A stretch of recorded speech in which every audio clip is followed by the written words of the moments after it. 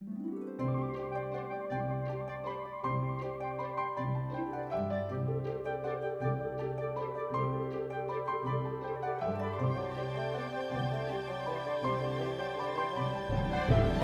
so open the meeting. I assume he's in there recording. And Yep, thumbs up. This is being recorded by Area 58. First thing on our agenda is an executive session, so I will move that we go into executive session pursuant to General Laws, Chapter 30A, Section 21A, to discuss the following: conduct strategy in preparation for negotiation with non-union personnel, contract negotiations for ambulance billing, and to address executive session meeting minutes from August 27th, September 3rd, and September 10th. Do I have a second? I'll second that. Mr. Pratt? Yes. Mr. Seeley? Yes. And I vote yes also. We will come back into public session in the next half hour. Close. We're 6. All right, we're going back into open session. We did not do the Pledge of Allegiance, so if you just join me in saying the Pledge of Allegiance. I pledge Allegiance to the flag of the United States of America and to the republic for which it stands, one nation, under God, indivisible, with liberty and justice for all. Thank you. Since we have no scheduled appointments, but we do have Ms. Putt, am I saying that right? Caitlin Putt? Here, and you are our new conservation agent. I am. You want to tell us about yourself? Yeah, so my name's Caitlin Putt. I'm new here. I started last week. I came over from environmental consulting, so I have the environmental background. New to conservation. I'm really excited to get my foot in the door and work for the town. I grew up next door in Bridgewater, so I'm working over there as well, and so I know the area a little bit, and I'm really excited to be on board with you guys. Fantastic. Have you met our conservation committee yet? I met Alan, but I haven't had a chance to meet the rest of the committee. Tonight's her first meeting. Yes. So we're gonna throw her tonight in. is? Yep. So Yeah. Oh, she's meeting you guys first, and And then heading on over. So Caitlin will be with us on Tuesdays and Thursdays. And like she mentioned, she'll be in Bridgewater the other days. We're splitting the position 50-50. So yeah, she'll have a lot of information to take in with both communities. But I think it'll be mutually beneficial. They'll kind of get the experience she gains in Halifax, and we'll benefit from the experience that she gets in Bridgewater. Yeah, so just wanted to have her in so you guys could introduce yourselves. how And does, do we, training for the conservation agent, is that done through us, through Bridgewater? or- mutually we're doing it. So there's some Conservation Commission courses that Bridgewater's setting up that Caitlin's going to take. But she's met with Alan to get on board here, and Peggy, our administrative assistant, is helping her get on board. And then any sort of additional training is mutually through Bridgewater and us will take care of. I have meetings with Bridgewater monthly to make sure we're staying on top of it. Excellent. Good. No, welcome. Welcome, welcome. Do you have any questions for us at all? I don't think so. No? Yeah. All right, well, it's a great town. I mean, growing up in Bridgewater, you must be pretty familiar with Halifax. So our open spaces and our environment is some of the prettiest and best around. So I'm excited to have you on board. I think we've needed a conservation agent for quite some time. So I hope you enjoy your time here and you stay here for a long, long time. Yeah, really excited to be here. Yeah. Yeah, Welcome aboard. thank you. Yes, and I would just echo those comments. I hope your contribution is meaningful and long-lasting, and I welcome you aboard. Thank you. Great, thanks for coming in and saying hello. I'm Thank sure we'll you. see Thank you you. around. Good luck. Thank Yeah. you so much. Good luck, Caitlin. Thank you. Have a Thanks. good one. All right, let's go up to the top and work our way down on the warrants and so on.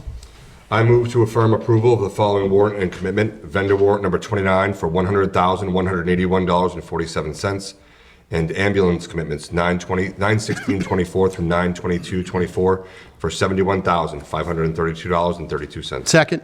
Any discussion? All those in favor say aye. Aye. Opposed? It's unanimous. I move to approve the following warrants and commitments. Payroll warrant number 30 for $466,916.87. Vendor warrant number 31 for $133,005.73. School warrant number 32 for $116,099.91. Withholding warrant number 33, $159,648.52. Mobile home park fee number 10 for $5,160. And ambulance commitments 9/30/24 through 10/6/24 for $143,619.10. Second. Any discussion? All those in favor say aye. Aye. Aye. Opposed? It's unanimous. Okay, very good. We have the request from the fire chief to set new fees for the ambulance. And so I think he wants the middle one, right? Yep, so we'll give you that one. Okay, all right, so I'll make the motion that we set the ambulance fees as follows. BLS emergency base rate, $1,694. ALS 1 emergency base rate, $2,464. ALS 2 emergency base rate, $3,571. And mileage, $39. Second. Any discussion? So this is an increase from what has been, but apparently we haven't raised these in 5 years? 6 years. 6 years, so it's about time that we catch up a little bit. Okay, all those in favor? Aye. Opposed? It's unanimous. We go down to the CPA. The Community Preservation Act. It says review and discuss. I think we talked about this last time, and we were asked if the board would support it, and then we said we'd defer it till next week, so. Yeah, so I can jump in first if no one minds. So I Go mean, for it. last time there was a motion for the Board of Selectmen to approve this, and I know that there was a motion and then Jonathan abstained because of his involvement. So I was the one who jumped in, so I can go first if that's okay. Please do. The Absolutely. chair. So first, I think that, I think it's important to say that this work is good work. Candy and her staff, including Jonathan, have put the time and effort in, and I think it's a really worthwhile program that on its own speaks for itself. I do have some concerns, as I've kind of brought up both here and in other forums as well. I think that the state's involvement since 2001, since its inception, has become one thing. One thing that kind of strikes me is that there's been a $100,000 reduction in the CPA from 23 years ago. My home, when it was built, was assessed at $472. We're up 44% now, and the $100,000 is still the same. That strikes me as a little odd. The 100,000 is the, Is the reduction Reduction before the off- surcharge kicks in. Sure. Exemption. On the Yeah, the exemption. reduction in exemption before the 1.5 kicks in the surcharge. But the whole housing issue aside, which is another one of my things that strikes me as odd, my biggest thing, and the reason I will vote no as a recommendation, and I realize I'm outvoted here, which I respect, because on its own, the CPA is a worthwhile program. One that should have been passed 25 years ago, quite frankly. We've left so much money on the table, and that's unfortunate. But in today's day, when the price of gas, oil, home insurance, everything is up, this just feels like one more thing. And while the average taxpayer for $88 doesn't feel that, something struck me a couple of months ago when John said that, we're not voting ourselves, we're charged with voting a representative of the town. The average taxpayer can afford it. Not everyone can.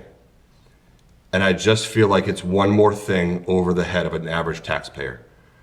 So if money was no object, and this wasn't about the average wallet of mom and dad, I would vote yes. My daughter's dance lessons cost $76 a month. Gymnastics for each of my kids cost $112 a month. So if I'm voting to preserve other things or support the parent who has active school children, and it's one more thing, I'm going to vote to put it in the wallets of parents to decide how they spend it rather than force it on them. So respectfully, with all due measure to the work that Candy and you and everyone else put in, which is tireless and thankless work, I will be a no vote on this. Not because I don't believe in the merit of the operation, but because I believe I'm being charged with representing the town and the average taxpayer. And that's where my vote falls. so you're going to abstain. You're gonna abstain. I'm going to abstain just because obviously I've been involved with the committee work.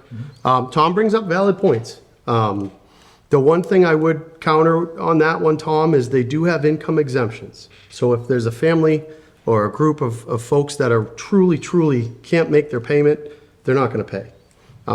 So to say for folks that, there's folks out there that really can't pay it, well, if they truly can't pay it, they're not going to have to pay because of the exemption anyway. And again, for me, the big driver of this is open space. I think it's a huge hot button topic in our town right now. I just feel like it's our duty, it's our charge to preserve the town of Halifax, and it should be one of our utmost priorities. But again, everybody has their own opinion, and you know, I have to respect what you decide. Yeah, and I echo those sentiments. I respect where you're coming from, and I don't disagree with any of its merit. I mean, the tennis courts, the basketball courts, all the open space, the trails, the blacksmith museum, all of those things that were on the table that Candy spoke of are valid, good reasons to support the CPA. And I just hope, and I don't want this to sound like a threat or anything like that, but I just hope that the folks that aren't for CPA, 2, 3, 4 years down the road, where our town starts to change, and we could have used CPA to help avoid some of that change, that they understand we had a chance to do something about it. Also valid. So I've already stated my position both last spring when we voted on this, and also written a letter in support to the local newspaper. So I am in favor of it. I do think it's I mean, I completely get the tax problem. We pay a lot in taxes. We do. I think everybody in this state pays a lot in taxes. But I also think that at least in my view of this, that this is sort of like putting money aside for, for a retirement account or for a new car, or for something like that. It's putting that money aside, and then somebody matches it. And I think in the long run, it's good. It's a good thing to do. I mean, whether someone wants to vote for it or not, as you say, that is entirely, I mean, I don't object to it one way or another. You don't think you want to pay any more, or you don't think you can afford to pay any more, you shouldn't vote for it. I agree with that, 100%. Yeah, the only thing I'd say, and just, kind of wrapping up my thoughts on it, is it's not so much if I fall below a threshold where I don't have to pay it. It's do I make enough money, and I can't do the dance, I can't sign up for karate, I can't do this, because it's $88. And $88 is not a lot of money. I think we can all agree on that in the Yeah. grand scheme of things. 42 payments of $44. But if it just feels like one more thing for some people. And that's the most basic way to say what I think. Okay. I think unless you won't be involved. No. But unless you disagree, I'm just not gonna put a motion on the table, unless you want me to and you wanna vote no. No, I'm okay. Huh?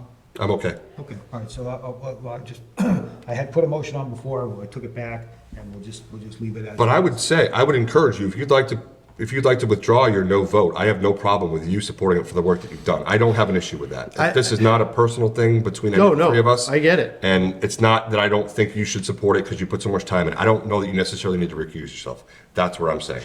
If you feel like you should, I have no issue. I don't know. It's a tough call. I think I could be fair and impartial on that decision, but I am, full disclosure, I am on that committee. So, I don't know if I feel comfortable. Okay, no, like I said, I think we can, if they asked us to vote in favor of it, we're just not taking it up at this point. We have just, people in different opinions, and all valid, no complaint. So we're not gonna argue that, but I don't see any reason why we should go any further than this. Okay. And like I said, me personally, I've already stated my position. I know you have yours, and, so everybody knows where we all stand, so that's good. Good. All right, thank you for that. Thank you for Yeah. a very thoughtful response to that whole thing. Owner's project contract, owners. Yes, so this is phenomenal news and great progress towards our new council on aging. You may recall several months ago you approved the procurement for the owner's project manager. We issued that procurement. We received a proposal from Collier's project managers. The way an RFP or an RFQ works with the procurement process for a project manager is any public building project in Massachusetts over $1.5 million, you have to hire what's called an owner's project manager. Usually they're an engineer, they have to be certified through DCAM, through the state of Massachusetts as a certified project manager. You have to bid that out. We did that, we got this proposal from Colliers. They do not provide, well, they do provide a price proposal, but it's separated. So when we get the proposal first, we're basing it on merit, so we can just identify the best candidate for the job. And then you review the price proposals afterwards, because the idea is you want the best candidate and then you work with the price proposals. Colliers was the only proposal. I think part of it is the size of the project. This is relatively a small public building project at, $3 to $4 million. Most public building projects are 20 plus million. So if project managers have the opportunity, they're going for the larger projects because their pay is larger. A good rule of thumb for an owner's project manager is around 10% of the total project costs. So the Colliers came in, provided a presentation to the Municipal School Building Committee, who's going to be the building committee for this project. I thought that it was a great presentation. They thought they'd be good project managers for this. So we asked them for a price proposal. They came in at a maximum of $220,000 for the total project, which is it's quite reasonable actually. Before you is the contract, the draft contract with Colliers.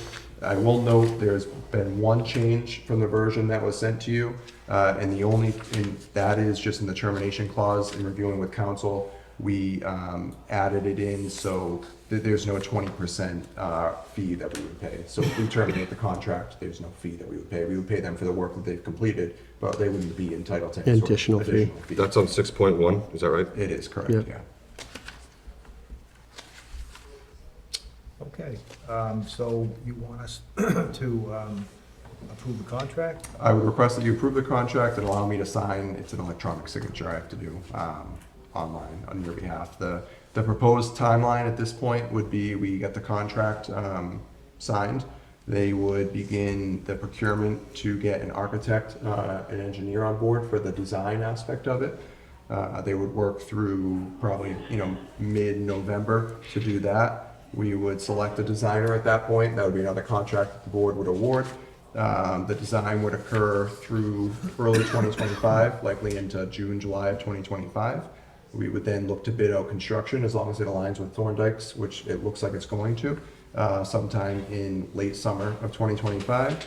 And then the actual construction would occur, into 2026, with the goal of being in the Council on Aging by the end of 2026, early 2027.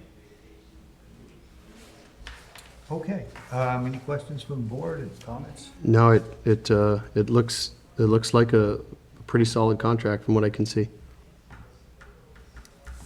Okay, do we have a motion to approve the contract? I'll make a motion to approve the contract with Colliers for our owner's project manager for the Thorndike Development Project. We have a second? Second. Any discussion on that? No, and could I make an amendment to allow Town Administrator Cody Haddad for signature authority? So also second. Okay, all right, so there being no discussion, all those in favor say aye. Aye. Opposed? It's unanimous, good work, excellent. Okay, Old Colony Metropolitan Planning Local Signatory. So this is something we just put on the agenda. You don't have to do this. As part of us being as part of Old Colony Planning Council, there's the Old Colony Metropolitan Planning Organization, which has representatives from Old Colony Planning Council.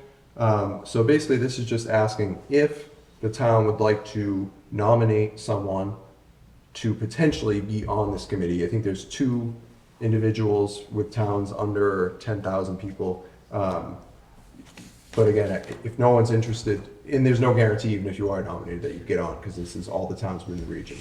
But if someone is really interested and thinks that they would serve this role well, you could vote to nominate someone, one of you guys, to serve on this. What do they do?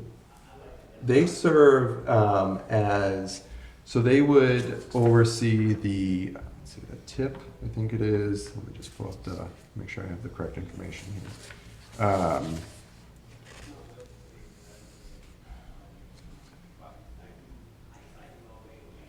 Yeah, so they review the Transportation Improvement Program, which is what the state MassDOT ends up using for projects that are coming forward.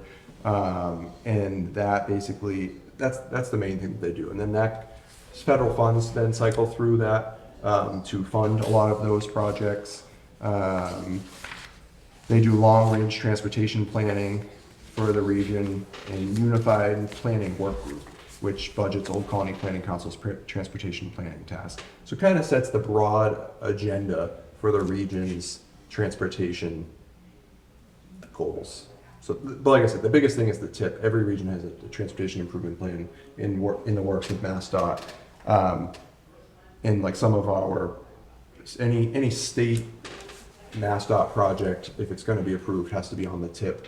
But what I can tell you from experience is if something's on the tip even for 2025, a lot of times you get to 2025 and then, well, this project that was there for 2028 actually, there was a pedestrian who maybe got hit by a car, so we're going to bump that up to 2025, and your project's going to get bumped up to 28. So it's kind of a working plan.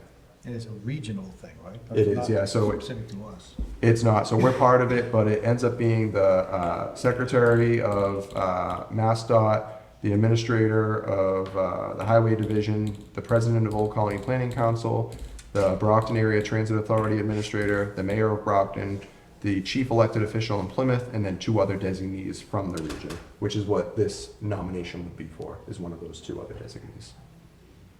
Okay. Anybody interested? I don't, full disclosure, I wouldn't have the scope to take this on, the bandwidth to take that on right now. I really don't have an interest in it either, so I don't think I would, but. I'll pass, given the new government study. Okay. All right, so we'll just let that slide. Yep. Sometimes these things end up being, you go to meetings for the sake of go to meetings, Yeah. and this one, I mean, I don't really know, but that seems like to be kind of the case here, so. All right, Board of Selectmen meeting minutes from September 3rd. We just need the state election warrant. Yeah, and the warrant too. E, letter E, Oh, I skipped right over that. the big one. I should have worn glasses the whole time. So this is just the election warrant for November election. It's just protocol. The board approves it. I have 6 copies here. As long as you approve it, I would need your signatures on all of them. We sign them? You do, yeah. Oh, I do. Nope, 3 All of signatures. us. 1, 2. Yeah, okay. All right, I'll make a motion that we approve the election warrant for November. Second. Any discussion? Nope. All those in favor say aye. Aye. It's unanimous. All right, now, selectmen's meeting minutes. So I'll make a motion that we approve the September 3rd, 2024 meeting minutes. I'll make a second on that one. All right, any discussion? All those in favor say aye. Aye. Aye. Unanimous. Updates on town administrator and MBTA action plan. Yes, MBTA, we have our big public forum on Thursday in the Great Hall, 6 p.m. That will start. We have, I think, a really good agenda in conjunction with Old Colony Planning Council. Representative Lenatra and Senator Brady will also be in attendance to answer questions and represent the region. Like I said, Old Colony Planning Council has a great presentation to get the factual information out about the 3A requirement, and then we will go into a few slides on what we are proposing here in Halifax. On a particular level, we'll have some mapping.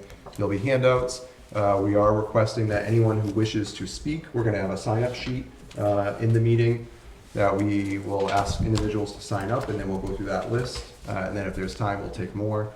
We are planning to kind of go until around 7:30. That's a little bit flexible, but that's where we plan on cutting off at this point. And this really is going to start the public engagement process of all the zoning changes, which the MBTA zoning is one of.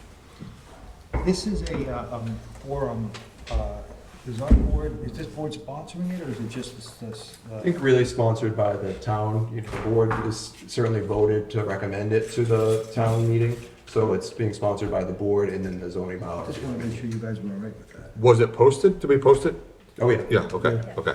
I mean, we're all, I mean, the board's sponsoring it as well as a subcommittee is sponsoring, but I just want you guys to make sure you're aware of that and comfortable with it. Right. I mean, that we're recommending that the meeting happen and put it forward at town meeting is what we're yes. recommending. Oh, yeah, yeah. So the whole purpose of the public forum is not really to debate anything. Correct. It's public, it's informational on both ends. So we have, like Cody said, we do have, I'm guessing about a half hour of explanation as to, you know, what is the MBTA requirements, what is our proposed solution. And then we are fortunate to have both Representative Lenatra and Senator Brady, we've been after them for 2 years, that will be there, and they will both said that they would like to make a few comments. So then after that, the other thing would be the informational coming the other way. So for whatever the audience wants to know or has comments about, that we can incorporate that into whatever we're gonna end up doing. I guess, yeah, that's my question is what do you see, John, as the board's role in that meeting The Board of Thursday? Selectmen? Yes. Really, other than sponsoring it, nothing. Okay. I mean, I plan to moderate it myself, in, kind of like we do all the other ones. And just to keep the flow going. Okay. I mean, that's really the only part. And again, it's not, we're not trying to persuade anybody on anything with this, but I think I think it's our responsibility, as the chief elected officers, to address a problem and to provide a potential solution. Whether the town votes for it or not, that's a whole different matter. But I think they should get the information. Okay. And see, that, I'm glad you brought that up, because I just wanted to clarify. Our role collectively was to do something, which you guys did, and put it before town meeting. Correct. Unilaterally, it's not for us to support it individually. It's for us to put it in front of the voters That's right. to comply with state regulations. Right, and so, yeah, and as I see it, that's absolutely right. I just think as, the other way of handling it would have been just to turn your head and look the other way. Which would have been Which not would have, I wise, think, for would sure. have been irresponsible. Correct. Sure. As our role. I echo that. Whether one of us says, you know, I still think it's a bad idea, I'm gonna vote against it, that's perfectly fine. But at least we know, at least we have addressed it, come up with what we think is a solution, and explaining, you know, how we got there. How and why we got there. Yeah. I wholeheartedly agree with that, 100%. I just want to clarify that. The only comment I'd have on that is I did read the literature that was forwarded. It was the question answer session. I think this is going to be a pretty heavily attended meeting.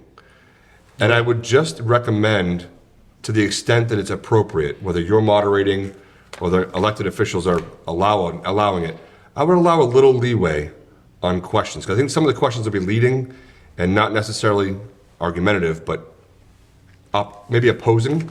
And I think it would be wise, from our standpoint, looking forward to December, to allow a little bit of opposition. So, Not to take it, just to respond to the questions. So, the way I run a meeting like that is I give everybody, one of the good thing about having a sign-up sheet is, and we'll announce this early and often, if you sign up on the sign-up sheet, I'll just go right down the list. So the first guy to sign up, he gets to talk first, and right down the list.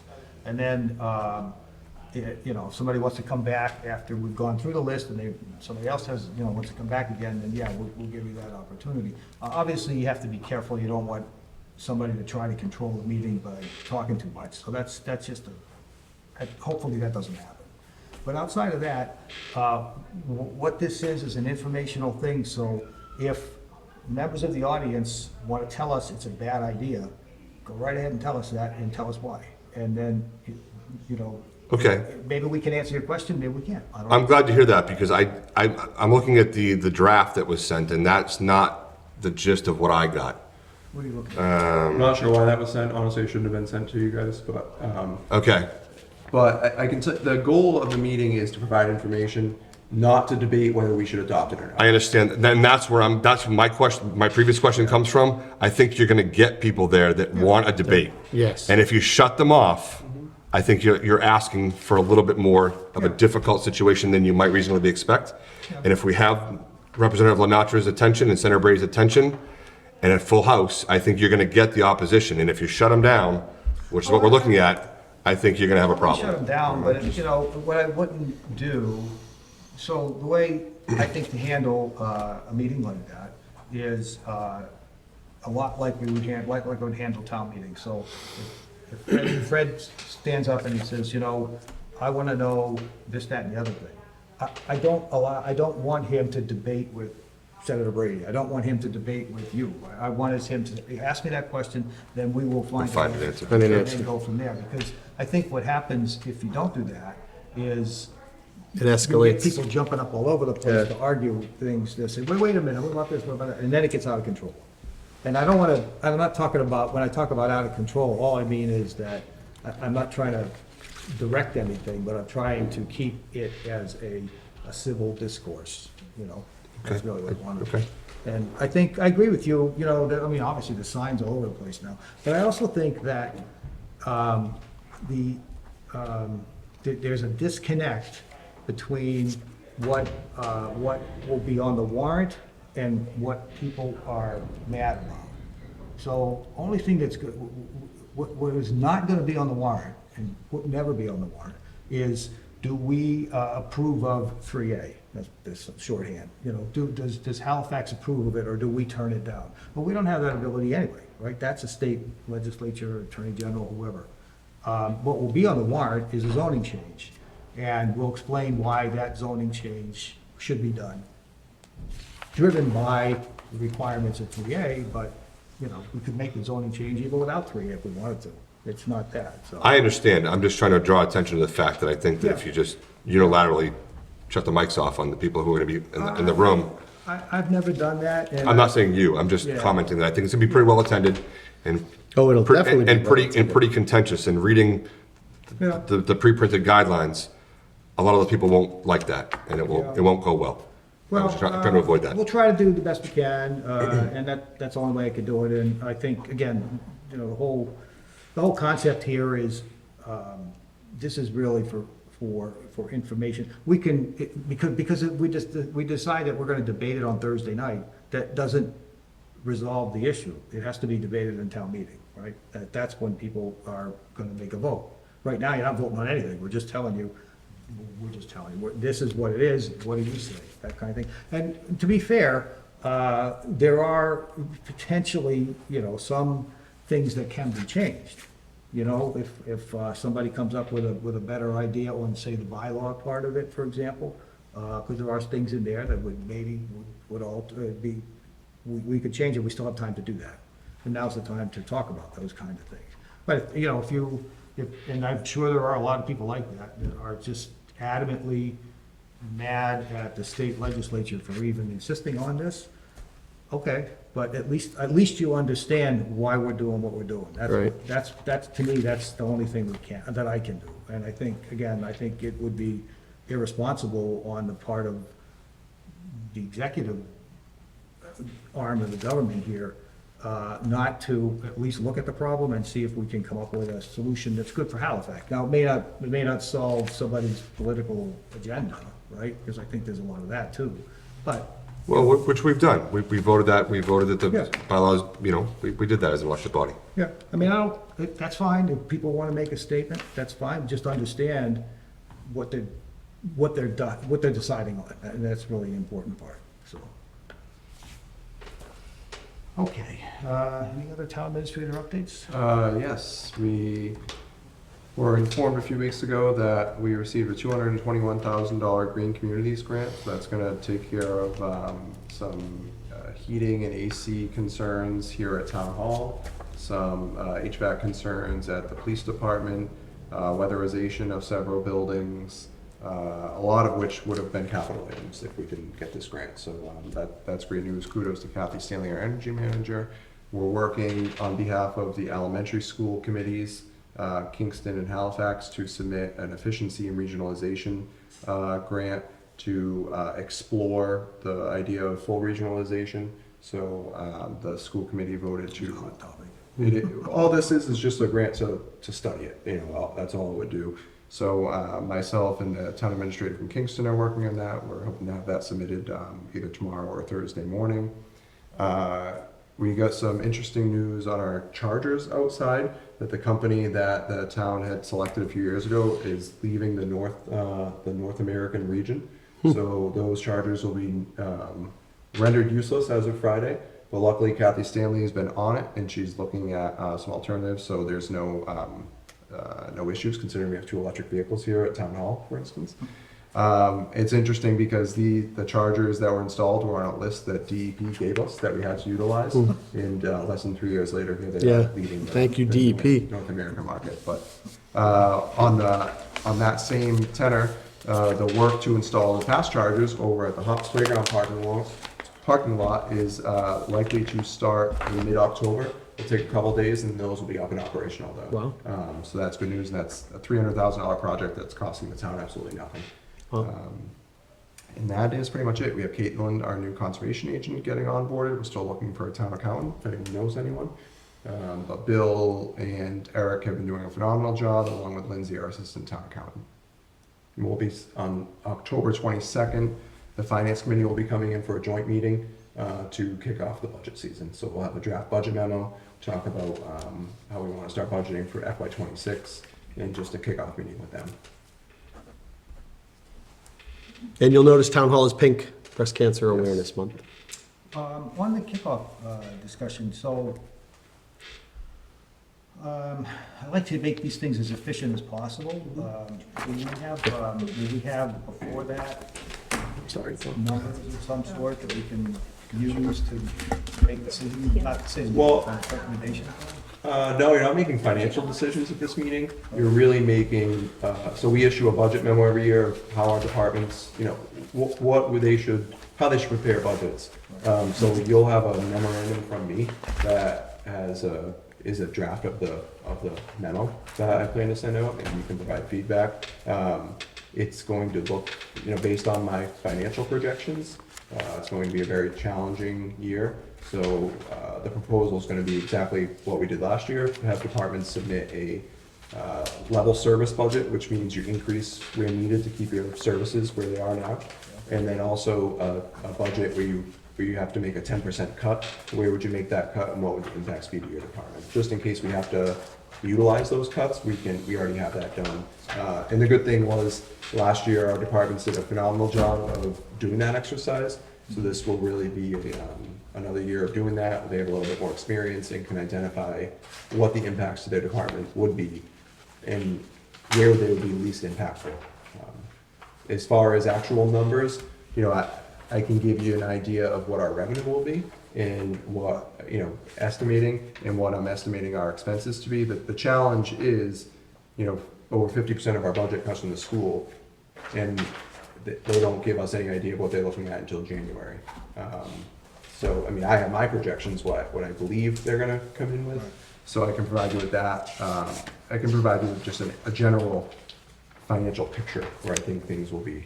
So the reason I ask is because, having done this numerous times, it seems like it's the same, pretty much the same letter every year that goes out. Level funded services, we very rarely say we're gonna increase everything by 5% or something like that. It's always level, what's a level funded budget look like, and what are the cuts if you have to make them? It doesn't seem to change from year to year to year to year. The only time I can think of that we had something a little bit different was maybe 2 years ago, where we made a conscious decision to increase the wage rate. I think that's gonna be our priority. So the reason I ask you that question is there a priority like that this year, or is it just that standard kind of?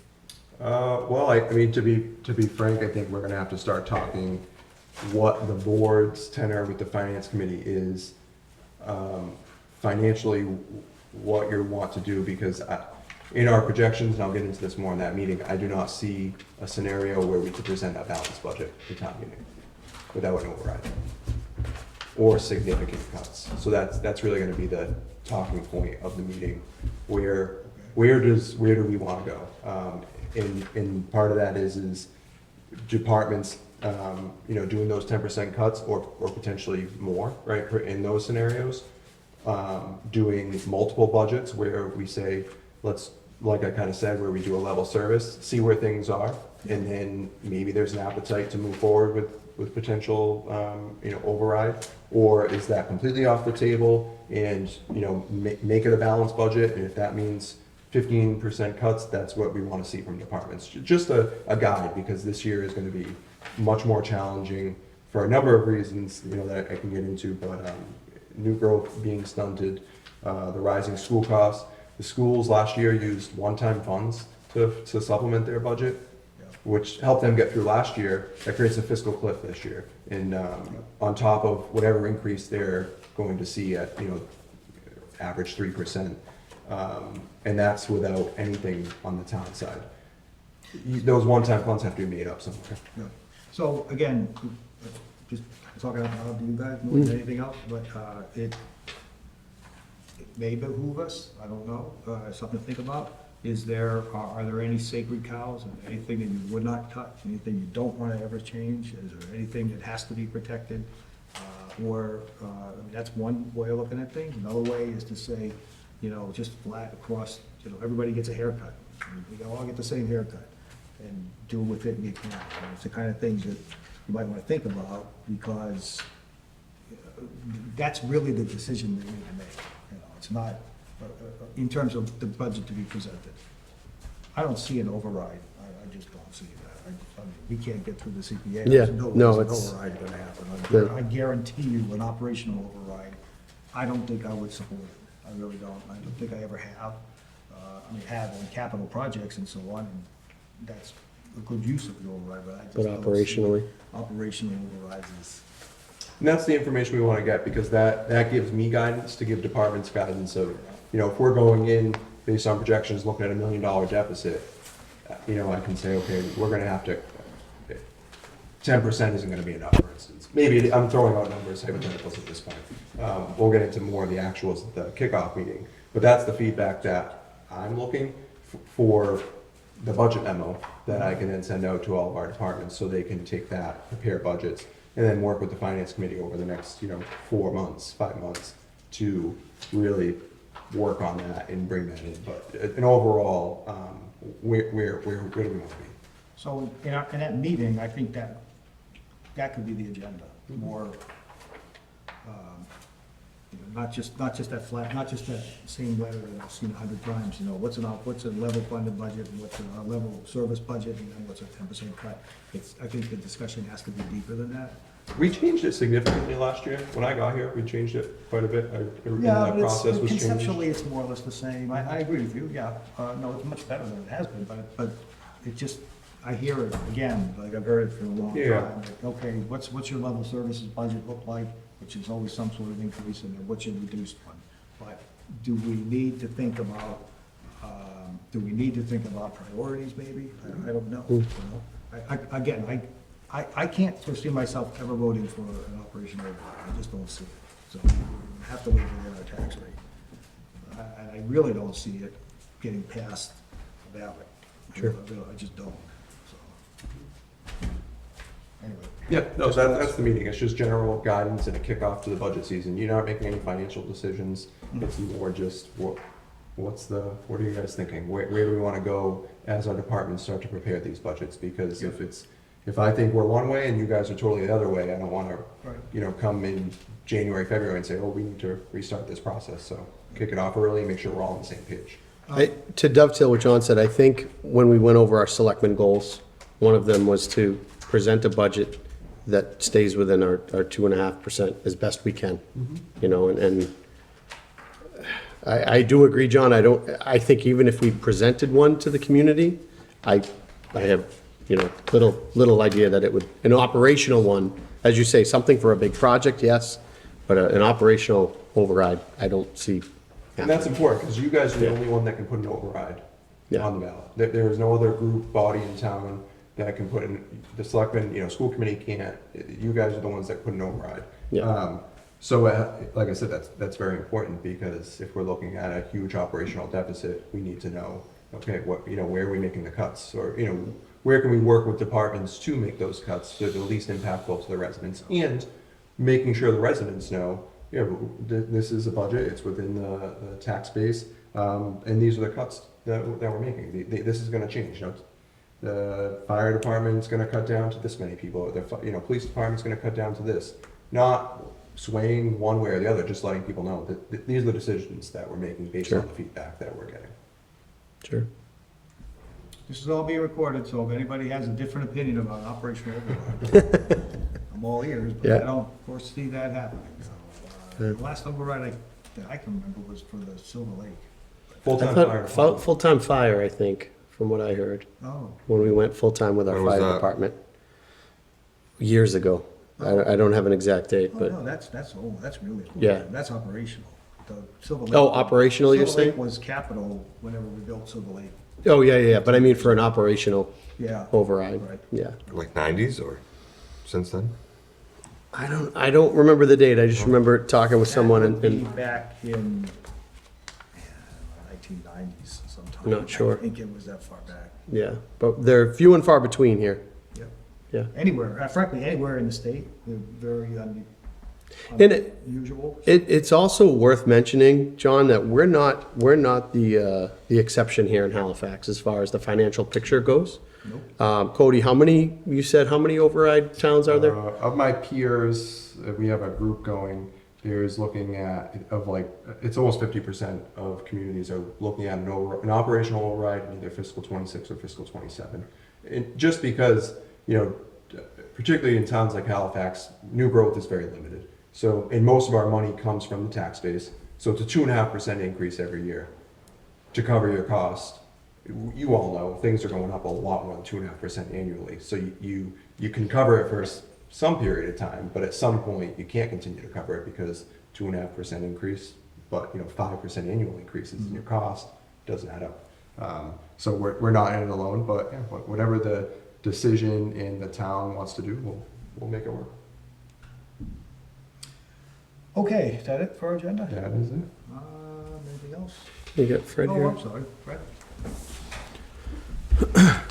My point at this point is that what I've been noticing, not just with the select board meetings, but with all board meetings, they finish their agenda, which is what they're supposed to be doing, and then they go to close the meeting, and nobody has addressed the attendees.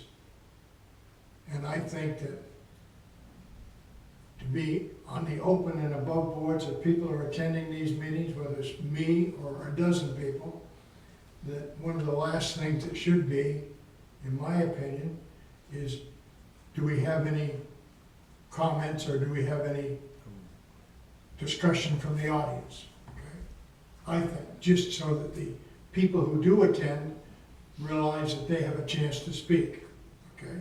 Because otherwise than that, the motion hits the floor, meeting's over, see you later, outdoors, goodbye, okay? The second thing that I have, just as a quick thought, listening to the fact of the public forum, and I agree, I think there's gonna be a pretty good crowd in that great room.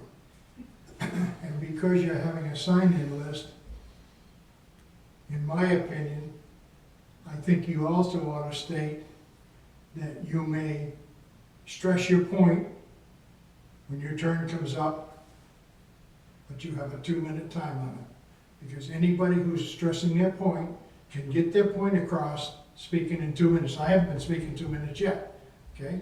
So their point can get across rather than re-saying everything else, just by saying, whether you put a 1 minute, 2 minute, 3 minute time limit, just so that the people that are responding, who may not be used to speaking at public meetings, know that, wait a minute, get your facts down, address us with your objections or your appraisal, whatever you're doing, and sit down, get this thing done.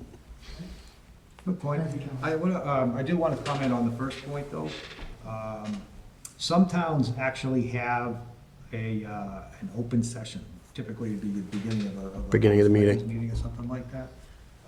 It is frankly a very bad idea because there's some recent law out of the state Supreme Court that says if you do that, anybody can come in and basically say anything they want about anything. And even to the point of defamation and slander and everything else, there was a case right on point. And I just think it is a real opportunity for chaos. Now, if somebody wants to speak on an agenda item, question. God bless you. God bless you. Then absolutely, I'm glad to hear them, you know, for on an agenda item. Or if somebody wants to come to, wants a meeting, wants our committee or whatever committee to address an issue, then it has to be put on the agenda. And then we can deal with that issue. But if you just open it up, I can't think of the name of the case, you know. I can't recall it either, It's, but it's- I've read it, it's frankly scary if you're on the committee, on the board side, just because you can't control it. There's no control for it. So it's just, that's, an open session, I don't agree with at all. I do 100% agree with if somebody wants to speak to an agenda item, absolutely. So, Thank you, John. Barron versus Kalenda. there you go. Yeah, just read it if you want to be scared. Basically, in that case, if somebody stood up and he started harassing, I think it was the selectmen or something, and calling him a Nazi and calling him this and calling him that, and they tried to shut him up. And he said he had the right to do it. They said he could stay there all night long and do Yeah. it if he wanted to. So, What's the difference between that and in a public hearing? You have the opinion to shut them off, but in a public open session, you don't? if you have a, just an open session, in a public hearing, right?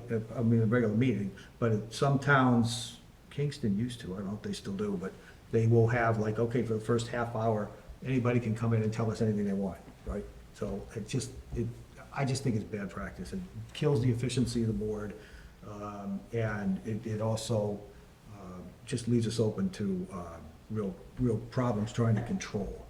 So it's not a good practice. To answer your question, there's been 3 operational overrides that have been successful in Halifax. Most recently, in fiscal year 2006, for $300,000 for hiring of 4 firefighters.